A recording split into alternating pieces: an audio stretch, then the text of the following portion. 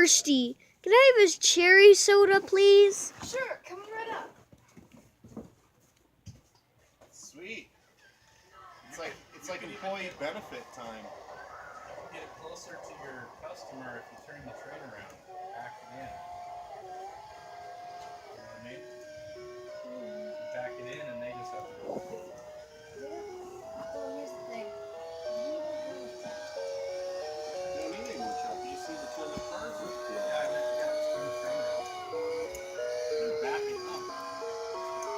That way the back of it is the beer. Yeah, back to your delivery to your customer.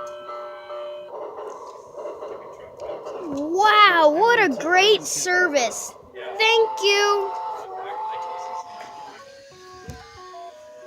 is Did you finish it? Now I got my soda.